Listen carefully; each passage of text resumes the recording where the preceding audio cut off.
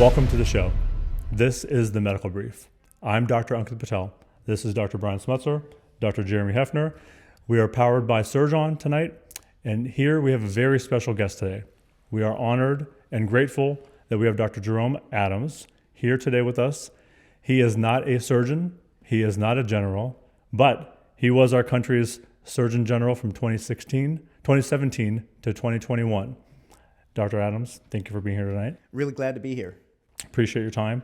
Here at the show, we like to get to know people more intimately. We like to get to know who you are as a person, what pathway you got to becoming our Surgeon General, and really what was the work that motivated you to become our Surgeon General, and what was the work that you did that you were most proud of. So tell us a little bit about yourself. What was your pathway, your training, and what led up to that opportunity? Where to begin? Well, one of the most frequent questions I get asked when I'm giving talks is, did you ever imagine you'd one day be Surgeon General? And the truth is absolutely not. And it wasn't because I didn't have the aptitude. I was a straight A student. I got all A's and 1B in high school. I was in STEM courses. I actually went to school for engineering and got all A's in college and 1B. So I could have get the B in. I got the B in choir. In high school, believe it or not, and in college I got the B in physics. And so that's an interesting story too. But I think the educational opportunities that we get and the teachers that we have mean so much to us. And having a good teacher can steer you in one direction. Having a bad teacher can steer you in a completely different direction. But for me, what's interesting is I grew up in a small rural community. And we had a critical access hospital. Our nearest hospital was 45 minutes away from my house. And I was actually in that hospital quite a bit. So I've had asthma since I was about 5 years old. And 1 year when I was younger, I went to the hospital, according to my father, 23 times. 23 times I was in the hospital. So I had a lot of experience with the medical system, if you will. But in my entire childhood, I never met a black doctor. Not once. Not once. Going to the hospital, like I said, 23 times in 1 year. And then that's on top of doctor's office visits, et cetera. You're talking dozens of encounters with the healthcare system, and I never met a doctor who looked like me. Was that something you recognized even as a 5-year-old, a 6-year-old, a 7-year-old, or was it not until later on that you look back and sort of? I love and appreciate so much that you asked that question, because right now we're having all sorts of debates about the importance of DE&I, diversity, equity, and inclusion. And for me, it was something I didn't notice. I often say you've got to see it to believe that you can be it. It didn't bother me that I didn't see a black doctor growing up. I just didn't, I thought that's just how the healthcare system was, that black people just didn't become doctors. And so it wasn't until I was much older that I can reflect back and realize how that limited my view of the world. But also, I frequently give talks about how it, in hindsight, could have negatively impacted my care. And I don't want to go too far down this rabbit hole, but we know that black boys in particular are 3 times likely to die from asthma, 5 times as likely to go to the hospital for asthma. And we have to ask ourselves why. And some of it is social environment and circumstances. Some of it's poverty. But we know that people of color are less likely to be included in clinical studies, for instance.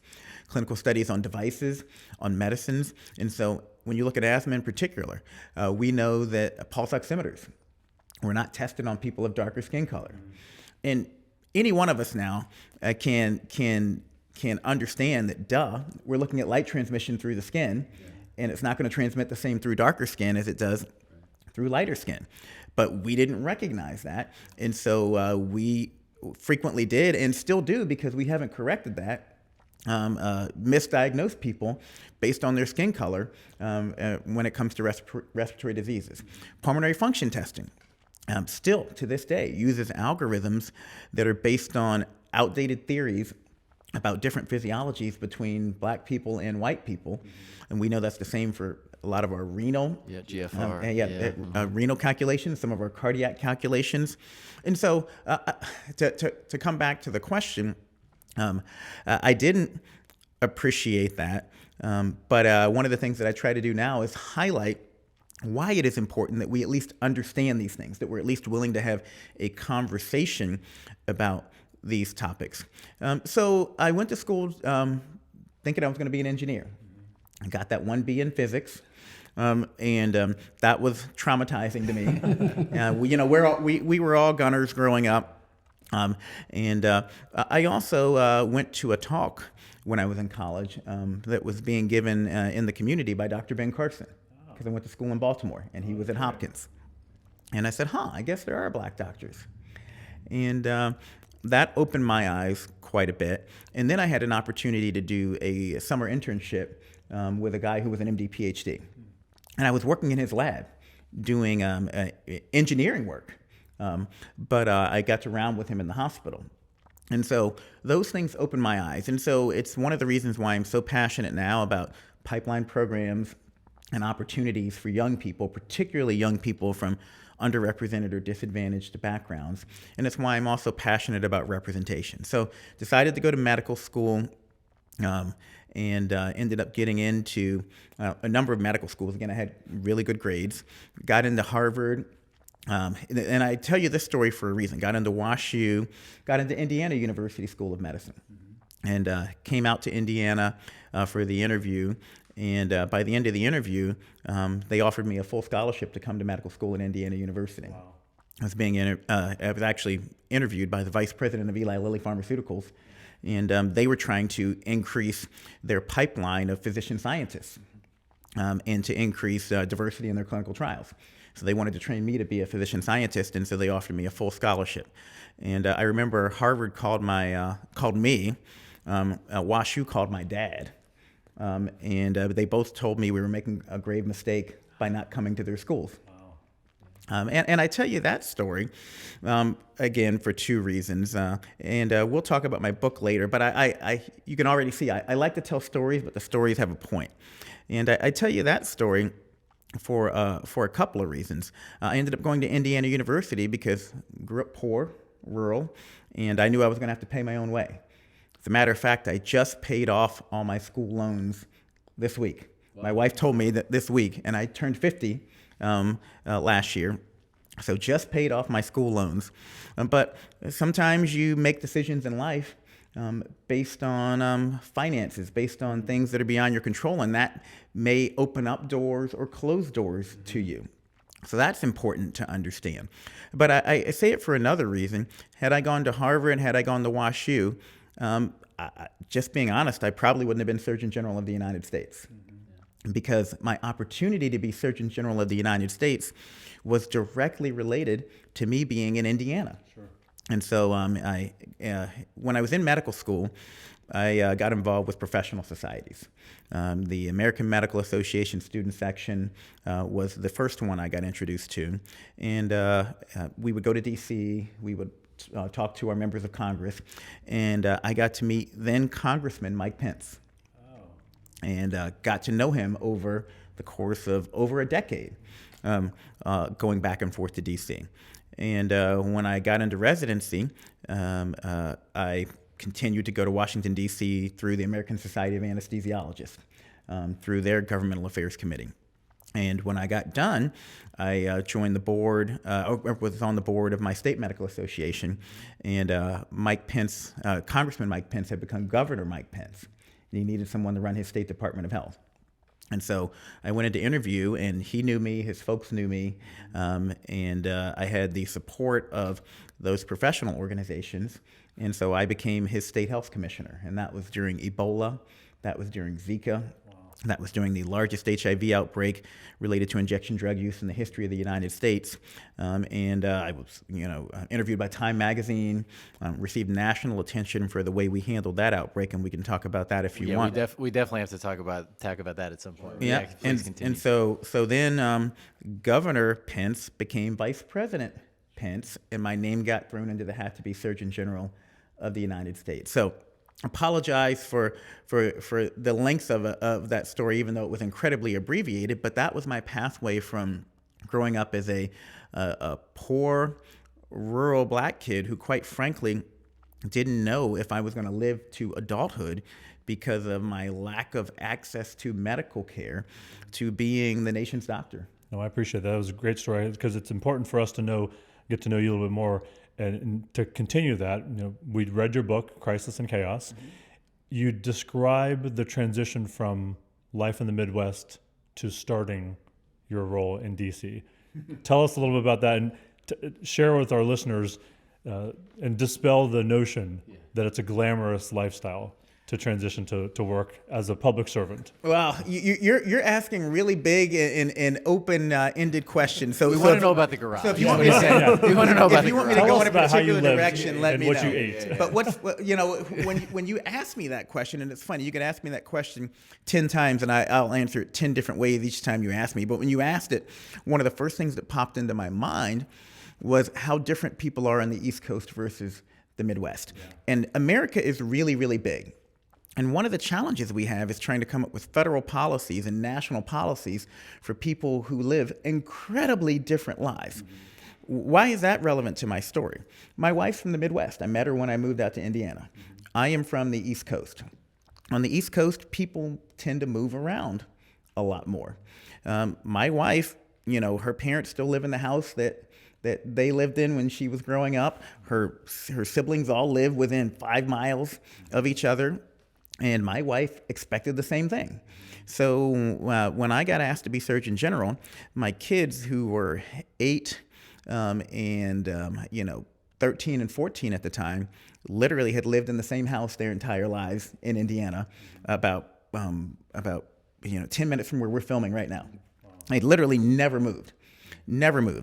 And so my wife will tell you that if you asked her idea of hell as a mother, it would be to pick up her kids from everything they'd ever known and move them across the country to Washington, D.C. So that was number one. And so originally my wife said, I'm not going. And so I got confirmed in September. Our kids had already started school in August because we start school really early here in the Midwest. Another difference between here and the East Coast, where most places start after Labor Day. And so I moved out to D.C., and my wife and kids stayed here, and we tried to do the remote dad thing. Mm-hmm. And so I moved out to D.C., and I had a friend out there, because I'd grown up out there, who had a garage apartment. And another important point here is my wife, growing up in the Midwest, it was important for her mother was a stay-at-home mom. She wanted to be a stay-at-home mom. And we'd adjusted our life so that my wife could stay at home and watch our kids. I'm an anesthesiologist, so I was making enough money to support them, and that was what was happening before. When we moved out to D.C., and I took probably about a 75% pay cut to be Surgeon General of the United States.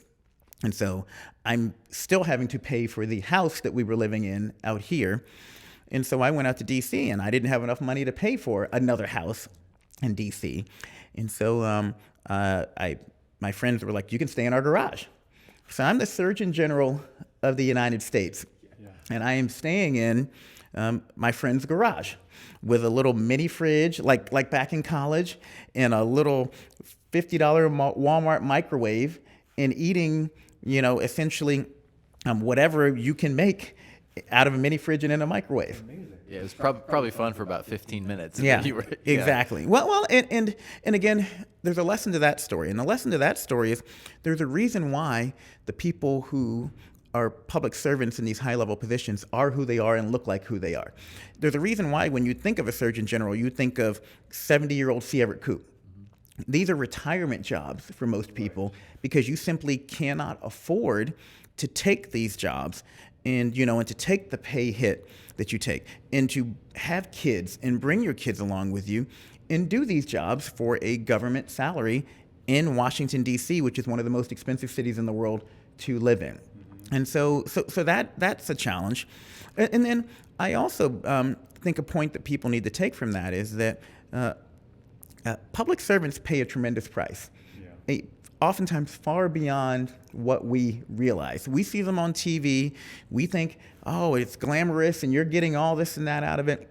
No, I took a 75% pay cut and left my kids, my wife and kids, to live in a garage so that I could be the nation's doctor and ultimately get cussed at and yelled at and accused of all sorts of things because, as you well know, I was the Surgeon General during the worst pandemic we've had in 100 years in this country. Mm-hmm. And we're going to get to that in our part 2 episode, so a little teaser for you guys there. We're going to get to that next time. So you sacrificed a lot, and I think we owe you a debt of gratitude for your work.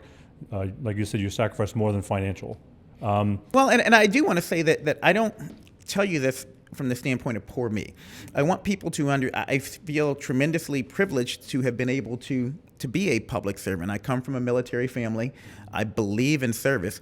I actually think our country would be better if we had some sort of mandatory public service, like a lot of European countries do. And maybe not everyone joins the military, but some sort of compulsory public service. I think it builds camaraderie, patriotism. I think it instills good things in you. And to me, one of the things that is most concerning to me is that now we're in an environment where public servants are under attack and where there's far more disincentives to be a public servant than there are positives in a lot of people's minds. And that's not good for America.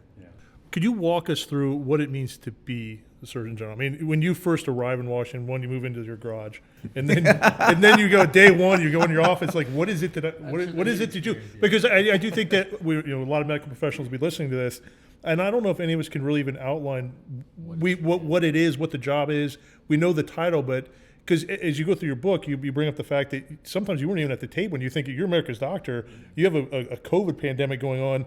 You would obviously be one of the people at that table, and yet at the same time, in the system that we've constructed, you weren't actually automatically invited. And maybe speak to the health corps too, because I don't think people. Oh, know absolutely, that's absolutely. So what's fascinating about my time, both as Indiana State Health Commissioner under Mike Pence and as Surgeon General of the United States, I spent a lot of my time explaining to people what I didn't do. People go, well, you're the head doctor for the state. You must be the person who does X, Y, and Z. No, that's not me. That or explaining to them that there's a law that says I have to do X or I can't do Y. So when I was Indiana State Health Commissioner, I actually had never gotten sued as a physician in my career. I got sued over 20 times as Indiana State Health Commissioner. Why? Because we have 3 branches of government, and sometimes I'm forced by law to do things that I may not agree with, but it is the law. And then in turn, if individuals feel aggrieved, they have to then sue to either say that this law is not right or to draw attention and get the law changed. And so one of the things that actually hurt me the most when I was health commissioner is Indiana state law said that I was in charge of vital records, birth certificates, death certificates. And we had a same-sex couple who had a kid, and they wanted mom and mom on the birth certificate. And Indiana state law said mom and dad. So I went to my lawyers, and my lawyers actually said, you cannot put both of their names on the birth certificate by law, or you will be breaking the law. Well, of course, all the public sees, and the way it comes out in the media, is state health commissioner refuses to put a mom and mom's name, parent's name on the birth certificate. And I got all sorts of just hate mail and people saying you're a terrible person and et cetera, et cetera. And so I tell you that story because, again, it's an example of public servants getting beat up for doing their job and following the law. But also, a lot of times people don't understand what you can do and what you can't do. So, Surgeon General of the United States, same thing, had to explain to folks, I don't run the CDC. I'm not in charge of the FDA and drugs getting approved. I'm not in charge. All these things that you're mad about, that's not me. So the Surgeon General, I tell folks, at least when I was there, had 3 main roles, and this is usually the case. Number one is being the nation's doctor. The guy on the side with the cigarette warning, the guy on the side of the cigarette box, telling you, hey, this is bad for you, or trying to raise public awareness about a particular issue or risk factor. And that's a challenging role because in that role, everybody wants you to make their number one priority your number one priority. And you don't have enough bandwidth to tackle cystic fibrosis and cancer and heart disease and HIV and all these things all at once. So we can go into that a little bit more if you want about how you pick priorities, but that's one role. That's the visible role, the nation's doctor role, the nation's public health advocate role. The role that most people don't know about, but actually took up about 80% of my time, was as the head of the Public Health Service Commission Corps. So the Public Health Service Commission Corps is what I call America's public health army. They're over 200 years old. They're actually older than the Marines. They're older than the Air Force. They're older than Space Force. They're one of our 7 uniformed services, and it's why you see the Surgeon General in a uniform.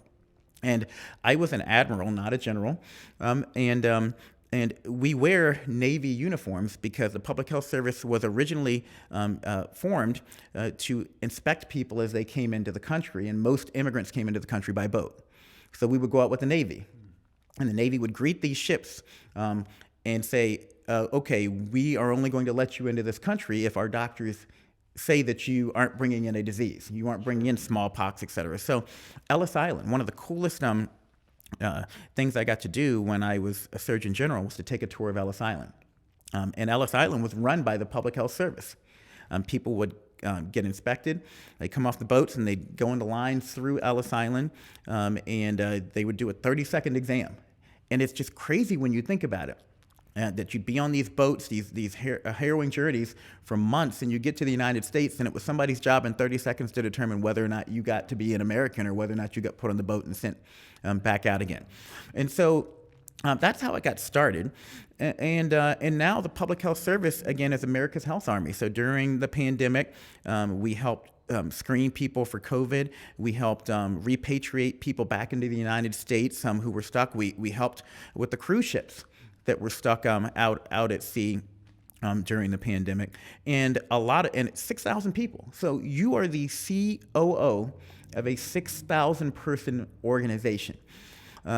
So every day I'm dealing with HR issues, I'm dealing with promotions and hiring and firing, I'm dealing with pay, I'm dealing with the issues that a COO of a 6,000 person agency has to deal with. That took a ton of my bandwidth, and most people don't understand that.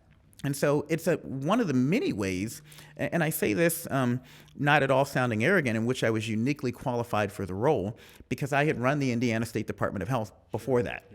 And interestingly enough, because this is a political appointment, many people come into the role without that experience running a large organization, and they can be blindsided by that part of the job. So that's the second part. Nation's doctor running the Public Health Service. The third part is kind of hit or miss, and that says an internal advisor. So I would advise the president, the vice president, the HHS secretary, but that's kind of on an ad hoc basis. And what do I mean by that? There's no law that says they have to consult you on any particular thing. So sometimes I'd get a random call and say, we need you at the White House, in 2 hours because we're talking about X, Y, or Z.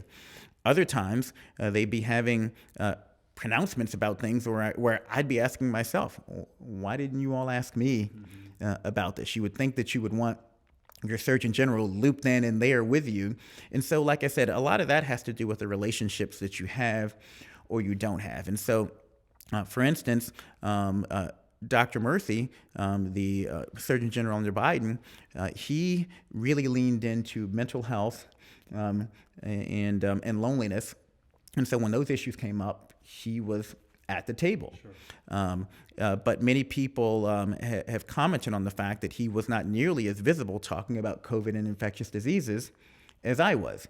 They leaned on the CDC director much more than they leaned on him to be a spokesperson in that role. And I give that as an example, not as a positive or a negative, but to say that it depends on the person and their interest, it depends on their relationship with the White House, and it depends on the dynamics of the moment as to whether or not you're actually consulted or even looped in on different activities by the White House in the area of health. Another question to follow up on that. When you discuss the public health, is it commission? Public Health Service Commission Board. Yeah. So as a doctor, I got to say, I know very little about this. And the question I would have is, what is their modern role? And then if there's interest, we have a lot of medical students, a lot of residents in this. Is there a place for them to get involved in something like that? Like, how do you get access to even this service at all? Well, that's another great question, and it's another challenge that goes back to a point I brought up earlier about Coast versus Midwest. So the CDC is in Atlanta. A lot of our officers are at the CDC. The FDA is based in Maryland. A lot of our officers are at FDA, and so these are places along the coast. So if you grew up in Indiana or Iowa, you may not see a public health service officer your entire life. If you grew up and go to school in Maryland, in Virginia, in DC, in Georgia, you're going to be much more likely to be familiar with these roles. And I just say that because we need to do more to expose people to all the different potential career paths they can have in medicine. And it's not just a public health service. The Navy has, you can be a doctor in the Navy. They need lots of doctors. In the Army, and any of the uniformed services. But we don't tend to think about that because we don't have as much of a military presence here in the Midwest as they do on the East Coast. But in the public health service, about a third of our officers work for Indian Health Services. We still have a obligation to care for Native American populations through a lot of the treaties we signed. So about a third of our officers work across the country at Indian Health Services. About a third of our officers work at the FDA. A good number of our officers work at the CDC, and it's actually been very publicized lately about how the cuts that have been made in different agencies are going to impact our ability to provide care. And that's something that's very personal to me because a lot of my officers work at these agencies. So they work at different agencies, federal agencies and entities. And then when we have a crisis, then I have the ability as Surgeon General to deploy them on an as-needed basis to go out and respond to these health crises. So I'd love to delve in just real quick on your time as health commissioner, because so just for anybody who doesn't know, I've known Dr. Adams a really long time. He taught me how to be an anesthesiologist, basically. So I would personally say that knowing you as long as I have, you're apolitical. I wouldn't know. I don't know who you voted for walking into the booth. I wouldn't have any idea who you voted for in 16, 20, 24, right? I had no idea. So how, my biggest question is how under Mike Pence were you able to kind of use the public health arena to get things done that were clearly things that he was not in favor of to start with? Another great question that you ask, and in my book, I say something that you've brought up before, and that's if you're not at the table, you're on the menu. And so, first of all, it's important that we show up, and I'm very concerned that people are checking out. They're creating self-fulfilling prophecies by saying, I'm not going to work for this person. I'm not going to work for this administration. I'm not going to work for this party. Give you a concrete example of how that can play out in a very negative way. The majority of the black population and actually about 50% of the Hispanic population live in what are called red states, if you will, states where the governor, a legislature, et cetera, are run by Republicans. One thing I talk about in the book is how family members, friends, a lot of doctors and public health folks discourage me from working for Mike Pence, and even more so discourage me from working for Donald Trump. Well, if you don't work for people and don't work with people in those states, you're actually abandoning the folks who need you the most in many cases. But you asked, how did I manage to get things done? I am very proud of a lot of what we got done. We got syringe service programs legalized in Indiana under Mike Pence. We were one of the first Republican-run states to expand Medicaid in Indiana under Mike Pence. While I was Surgeon General of the United States, we put out a naloxone advisory. So we promoted harm reduction under Donald Trump and Mike Pence. These are things you would never imagine that you could get accomplished under a Republican administration. But you've got to be at the table first. Yeah. Number two, you have to have a relationship with individuals so that you're approaching them not as Dr. Adams, not as the Surgeon General wagging your finger, but as someone who has a personal relationship with them who they trust. And, we disagree with people all the time I disagree with my wife about something every day. but we still love each other. We still have a relationship, and we listen to each other. And when we do, that opens your mind to hearing their perspective. So I say that, and it may not be as satisfying to folks, and it may seem overly simplistic, but we're losing that ability to have conversations with people because we are refusing to develop relationships with them. And then framing matters. And you're the communications expert here. But one of the questions we asked and had a discussion about before we started this podcast is, who's the audience? Right. Because you have to understand who you're talking to. And I quite frankly speak differently when I'm speaking to a Republican leaning audience versus a Democratic leaning audience. What matters to Republicans? The economy, safety and security. And so, for instance, with syringe service programs, when we got them legalized here, I went down and did a ride along with the local sheriff. I wanted to understand what this looked like from the law enforcement perspective. And that did a couple of things. It allowed me to show that local sheriff that I cared about what the impact my intervention was going to have on him. But then I was able to leverage his buy-in to help convince the governor and the legislature to legalize syringe service programs. In Indiana, with Medicaid expansion, we were able to bring in the business community and say, hey, the majority of people who would be eligible if we increase this are already working. They just are working in lower paying jobs that don't have health insurance. And if they're not healthy, then they're not going to show up for work. And so the business community actually had our backs and promoted expansion. And so there are ways to move things forward if you frame them correctly. And that's what I've tried to do throughout my career, is really understand my audience and speak to them in a way that resonates. So we've highlighted all the things that you've sacrificed through your time. You've given us a lot, but you've also sacrificed a lot. What have you gained from your experience? What have you learned, and what have you gained, and what have you taken away?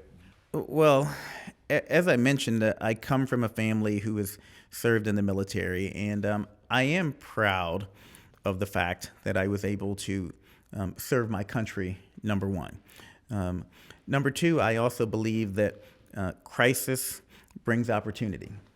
And we were, as I mentioned, we've been able to do some things that people otherwise would not have expected, particularly a Republican administration, to have done and to have advocated for harm reduction, increasing coverage for the underserved.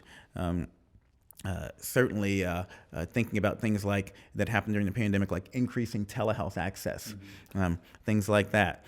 And I always have done it while trying to shine a light on people who don't get heard from enough. And we don't have time to do a deeper dive on DEI, but I think we need a better discourse on DEI. I have an op-ed in Stat News that came out recently where I talked about this. We need to help people understand that it's not just about race and gender identity, that it's about rural versus urban, it's about rich versus poor, it's about people with disabilities.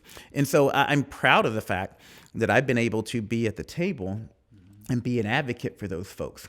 I can't tell you how many times during my time as state health commissioner or surgeon general, I was the only in the room. And sometimes it was the only black person. Sometimes it was the only person who knew what it was like to grow up relying on government assistance to put food on the table. Sometimes it was the only person who knew what a critical access hospital was. Sometimes it was the only person who almost died from medical issues when I was younger. But it's important to give people a voice, and I feel privileged to have been able to be at the table and give those people a voice, and hopefully make a better world for more people who often are underrepresented at the federal level. Midwest. There, in many cases, a lot of these conversations are dominated by folks who are from D.C. and New York, and who went to Yale and who went to Harvard. That is true. I saw it up close. And in many cases, I was the only person who was like, okay, do you understand what it's like to live in a place where there is no broadband? Do you understand what it's like to live in a place where most of the people don't go to college, where they're so I feel privileged, and it did my heart good to feel like I could be a voice for them. And I also hope that one day down the road, when my kids get done with their therapy from the experience, that they will they'll look back on it fondly. I mean, my daughter, I remember she was 8 at the time, and she would go to the White House, and it's really hard to get in the White House. It is, understandably so. But once you get into the White House, once you get past that first layer of security, if you're an 8-year-old girl, you can go anywhere you want. So my daughter literally would run all over the White House. I remember seeing her one time eating nachos on like this couch owned by George Washington, and I'm like, "What are you doing?" But they had some really cool opportunities, and in turn, so did I. So this is a good story to end on, and it relates to the couch and nacho story. I was at an opioid event, and I was backstage, and Bill Clinton was in the lineup along with me. And my people had told me Bill Clinton was going to be there, and they told me, don't talk to him, definitely don't get in a picture with him. And Bill Clinton's people had told him, Trump's Surgeon General is going to be there, don't talk to him, don't get in a picture with him. Well, Bill Clinton and I both are talkers, we're social people, and within about 5 minutes, we're talking to each other. And I'm showing him a picture on my phone of my daughter at the White House sitting underneath his official portrait in the White House. And somebody snapped a picture of Bill Clinton with his arm around my shoulder and me with my phone. And I have that picture on my phone right now. And it's one of my favorite pictures because during a tough time, it reminds me that no matter how hard people try to point out how different you are, and no matter how hard people try to divide you, you can always find something in common. And what we found in common was we were both dads. Mm-hmm. I was talking about my daughter Millie. He was talking about his daughter Chelsea and how her growing up, and we found something in common that we could bond over. And I think if we focus on that, if we focus on what we have in common versus what separates us, then I think we'll be in a better place. And I want to warn our listeners and our viewers about this. There's a whole industry that's grown up out there around division. We're monetizing hate and division, and people are using social media and algorithms and AI to drive that division so that they can make more profit, but it's hurting all of us. And if we remember that no matter who it is, you share more in common with them than what there are differences. If you only have the persistence to look for those similarities, then we'll be in a better place. Just amazing. We probably could spend a whole day here just talking with you, listening to your stories. This was amazing time with you. Great stories. We have one more to go. We're going to tune in next time to the Medical Brief, powered by Surgeon.